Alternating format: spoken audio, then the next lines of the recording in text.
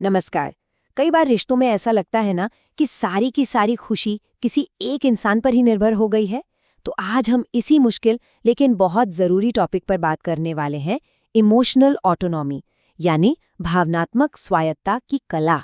चलिए समझते हैं कि रिश्तों में डूबे बिना उन्हें खूबसूरती से कैसे जिया जा सकता है। अच्छा, आगे बढ़ने से पहले एक बात साफ कर देते हैं। यहाँ हमारा मकसद किसी को जज करना या किसी की आलोचना करना बिल्कुल नहीं है। मकसद सिर्फ एक साफ नजरिया अपनाना है ताकि हम सब मिलकर अपने रिश्तों को और भी बेहतर और मजबूत बना सकें। ये लाइन सुनने में थोड़ी चुभ सकती है ना? पर यह एक बहुत ही पावरफुल बात है।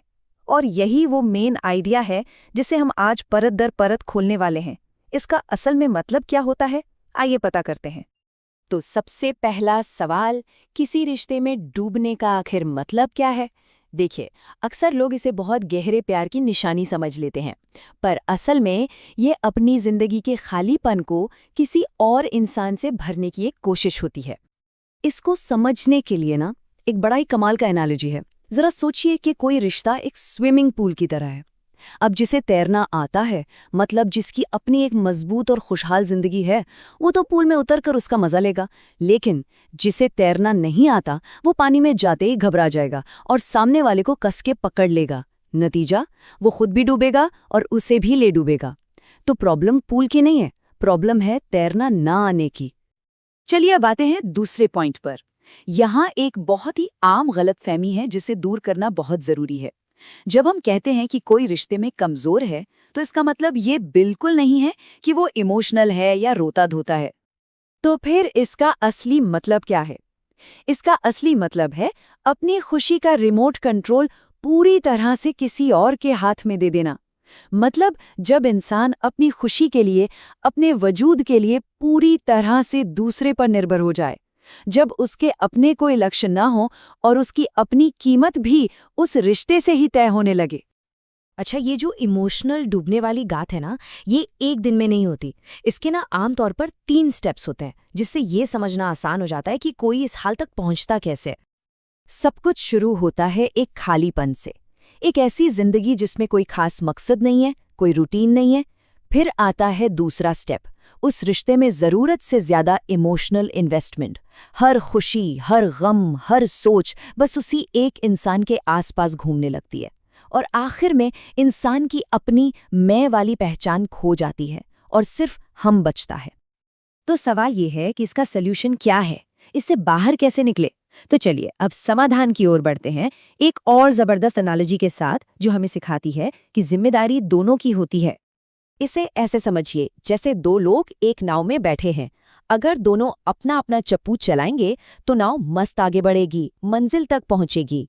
लेकिन अगर एक चप्पू चलाना बंद कर दे और बस दूसरे पर बोझ बन जाए तो क्या होगा? नाव बस गोल गोल घूमती रहेगी और आखिर में दोनों ही थककर हार मान लेंगे। एक हेल्थी रिश्ते में दोनों को अपना अपना चप्पू चलाना पड़ता है। और ये जो नाव वाला उदाहरण है ना, ये हमें एक हेल्दी रिश्ते के सबसे बुनियादी, सबसे बेसिक रूल तक ले आता है, जिसे ये एक लाइन बहुत खूबसूरती से समझाती है। जरा एक पल रुककर इस बात को सोचिए। सच्चा प्यार 2 आधे अधूरे लोगों का मिलकर एक होना नहीं है। ये तो 2 पूरे लोगों का अपनी अपनी जिंदगियों को एक साथ शेयर करना है। आपका रिश्ता आपकी जिंदगी का एक खूबसूरत हिस्सा होना चाहिए, आपकी पूरी की पूरी जिंदगी नहीं। ओके, तो अब टाइम है एक छोटे से रियलिटी चेक का। एक बहुत ही सीधा और ईमानदार सवाल जो हमें ये समझने में मदद करेगा कि हम असल में कहाँ खड़े हैं। अब पूरी ईमानदारी से इस सवाल का जवाब सोचिए।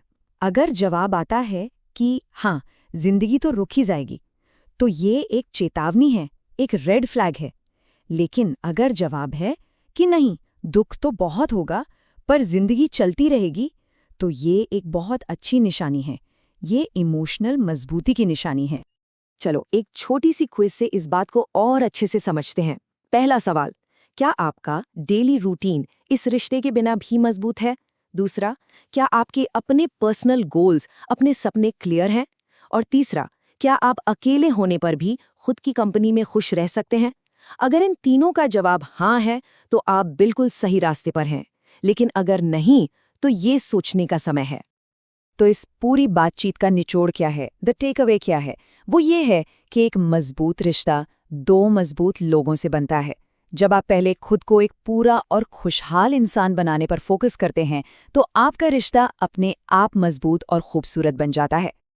और आखिर में ये एक बात हमेशा याद रखने वाली है, एक रिश्ते को आपको सपोर्ट करना चाहिए, पर वो आपके लिए आपकी जिंदगी नहीं जी सकता।